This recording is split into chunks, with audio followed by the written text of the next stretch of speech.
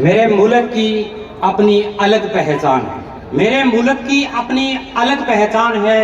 यहाँ कोई हिंदू तो कोई मुसलमान है। मेरे मुल्क की अपनी अलग पहचान है। यहाँ कोई हिंदू तो कोई मुसलमान है। इसकी जितनी तारीफ करूँ वो कम है। इसकी जितनी तारीफ करूँ वो कम है, क्योंकि यही तो हमारा हिंदुस्तान है।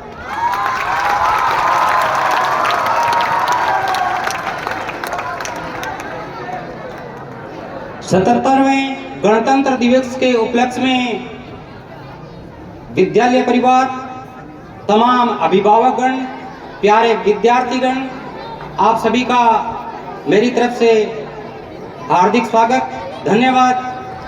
वंदे मातरम। अभी जैसे सर ने बताया है, प्यारे बच्चे एक बारी थोड़ा ध्यान से सुने। मैं कुछ बता रहा हूँ, केवल तथ्यात्मक जानकारी है, वो आप तक होनी जरूरी है। जैसे सर ने बताया कि कोई भी कार्य तभी पूर्ण होगा जब उसको पहले सुनेंगे और फिर मनन करेंगे। अगर सुनेंगे ही नहीं ध्यान से तो फिर मनन किस चीज का? तो पहले अपने हाथ खड़े करके इस पे सहमति दें कि जो भी मैं बोलूंगा उसको ध्यान से सुनेंगे। बाकी जो बच्चे हैं वो सुनना नहीं चाहते क्या? ठीक है। अब रही बात, हम सुबह से, कल से और कई वर्षों से सुनते आ रहे हैं कि भारत में दो राष्ट्रीय पर्व है, जिसमें एक आज के दिन यानी गणतंत्र दिवस के रूप में मनाया जाता है और दूसरा स्वतंत्रता दिवस। ये सभी जानते हैं, मैं पहले भी इस विद्यालय परिवार में ये बता चुका हूं। अभी आज की एक नई जानकारी है, वो आप तक शेयर करना चाहता हूं। अगर आपकी इजाजत हो तो मैं बताने के लिए बेताब खड़ा हूं। ठीक है? तो आज जो गणतंत्र दिवस मना रहे हैं, ये मनाने का अधिकार दिया किसने है? अपना जो भारत राष्ट्र है, अपना जो भारत देश है, ये त्योहार, जो राष्ट्रीय त्योहार मनाने का अधिकार वर्तमान में अपने भारत के संविधान ने दिया है। सभी को पता है ना, द कॉन्स्टिट्यूशन ऑफ इंडिया, जिसको भारत का संविधान कहते हैं, उसने हमें अधिकार दिया है। पहले भारत अंग्रेजों का गुलाम था, ये सभी को जानकारी है, इसमें कोई दो राय नहीं। लेकिन आज मैं जो दो जानकारी आप लोगों के सामने साझा करना चाह रहा हूं, वो है एक तो जो परेड और एक बीटिंग स्ट्रीट सेरेमनी। ये दो चीज है, वो ध्यान होने जरूरी हो। गणतंत्र दिवस के उपलक्ष्य में जो अपना राजपथ है, जिसको आजकल कर्तव्य पथ के नाम से भी जानते हैं, नाम सुना होगा राजपथ, दिल्ली में है राजपथ, जिसका नाम बदल करके आजकल कर्तव्य पथ कर दिया गया है। वहां परेड गणतंत्र दिवस के उपलक्ष्य में की जाती है। लेकिन ये परेड की परंपरा शुरू कब हुई थी, मैं पहले ही बता चुका हूं। मैं केवल तथ्यात्मक यानी आंकड़ों के बारे में बताने की कोशिश कर रहा हूं।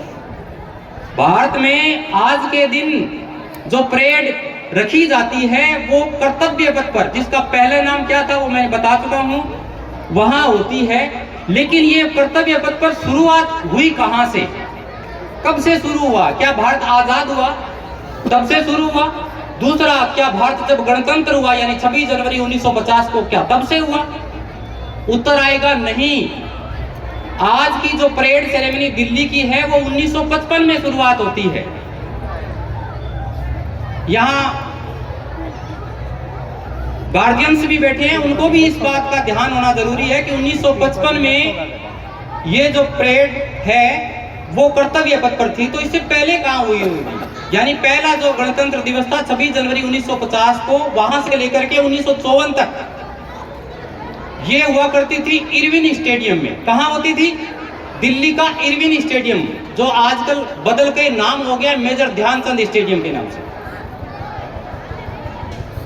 जानकारी हुई या नहीं? परेड के बारे में हमने जरूर सुना है, लेकिन कब से और कहां हो रही है, ये नई जानकारी आप लोगों को शायद साझा हो गई होगी। मैं प्रत्येक बच्चे से ये प्रश्न वापिस पूछ भी सकता हूं, तो ध्यान से सुने। ध्यान से सुन रहे हो क्या बच्चों? नींद तो नहीं आ रही? यहाँ कुछ लोग पंजाबी वाले भी होंगे, कुछ हिंदी वाले भी होंगे, कुछ शायद अदर लैंग्वेज के लोग भी होंगे। तो पंजाबी मुझे आती तो नहीं है, लेकिन मैं कोशिश कर रहा हूँ, क्योंकि हर चीज़ का जो उच्चारण है यानी प्रोनाउंसिएशंस है वो अलग हो सकता है। पंजाबी ज़्यादा आती तो नहीं है, लेकिन मैं कोशिश कर रहा हूँ कि बुल्ले शाह जी कहते हैं कि उसदे नाल यारी कदी ना रखिए, उसदे नाल यारी कदी ना रखिए जिसनों अपने ते गुरूर होवे, जिसदे नाल यारी कदी ना रखिए जिसनों अपने ते गुरूर होवे, उसदे नाल यारी कदी ना रखिए जिसनों अपने ते गुरूर होवे, मां बाप नूं बुरा ना क्यों चाहे लख उन्हां दा कसूर होवे।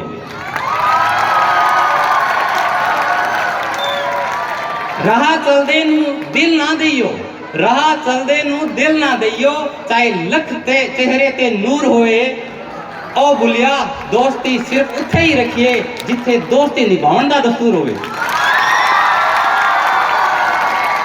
आपकी तालियों को दाद देनी होगी। आप लोग अभी भी ऊर्जावान बने हुए हैं, इसके लिए मैं एक बार पुनः आपका धन्यवाद करता हूं, क्योंकि हर समय परिस्थितियां एक जैसी नहीं होती। क्योंकि जब भारत गुलाम था वो अलग परिस्थिति थी, भारत गणतंत्र हुआ वो अलग हो गई, आज की परिस्थिति अलग है। इसलिए हालातों के साथ हमें लगातार चलते रहना है। कैसे? कोई हालात को नहीं समझता, कोई हालात को नहीं समझता तो कोई जज्बात को नहीं समझता, कोई हालात को नहीं समझता तो कोई जज्बात को नहीं समझता। ये तो बस अपनी अपनी समझ है, ये तो बस अपनी अपनी समझ है। कोई कोरा कागज भी पढ़ लेता तो कोई पूरी किताब को भी नहीं समझता। प्यारे विद्यार्थियों, मेरे बोलने का उद्देश्य केवल मनोरंजन नहीं है। मैं ये बता देना चाहता हूँ कि अपनी जिंदगी का कोई भी लक्ष्य पहले निर्धारित करो और गुरुजनों की शरण लेकर के उसको पूरा करने की प्रयास हमेशा लगातार करते रहो। इसीलिए हमें ना जियो धर्म के नाम पर, ना मरो धर्म के नाम पर। यह जो धर्म तथाकथित धर्म उनकी बात कर रहा हूँ, जो धर्म की बात मैं कर रहा हूँ वो धर्म है धार्यते अनयनिति धर्म है, यानी अपना धर्म विद्या ग्रहण करना है, अपना धर्म पढ़ना है, अपना धर्म अपने लक्ष्य को प्राप्त करना है, ये धर्म है। ये दूसरे जो तथाकथित धर्मों की बात कर रहे हैं उनसे हटके हमें काम केवल इस धर्म पे करना है। अगर उन धर्मों पे करोगे तो उनके लिए मैं कहना चाहता हूं कि ना जियो धर्म के नाम पर, ना मरो धर्म के नाम पर। इंसानियत ही धर्म का, इंसानियत ही है धर्म वतन का, जियो तो अपने वतन के नाम पर। तो प्यारे विद्यार्थी, अगर बोर नहीं हो रहे हैं तो मैं कुछ और जानकारी साझा करना चाहूंगा। जैसे आज गणतंत्र दिवस मनाया जा रहा है, उससे पहले भी लगातार 2 दिनों से उत्सव बनाया जा रहा था। 24 जनवरी को राष्ट्रीय बालिका दिवस मनाया गया। क्या उद्देश्य था राष्ट्रीय बालिका दिवस मनाने का? बालिकाओं के संपूर्ण विकास के लिए, यानी शिक्षा के बारे में भी, स्वास्थ्य के बारे में भी, समाज के बारे में भी लड़कियां उतनी ही ताकत बढ़ता है। लोहा जितना तपता है उतनी ही ताकत बढ़ता है, सोने को जितनी आग लगे उतना ही प्रखर निकलता है। लोहा जितना जलता है उतनी ही ताकत बढ़ता है, सोने को जितनी आग लगे उतना ही प्रखर निकलता है। सूरज जैसा बनना है, आप लोगों को सूरज जैसा बनना है मतलब ऊपर निकलना है।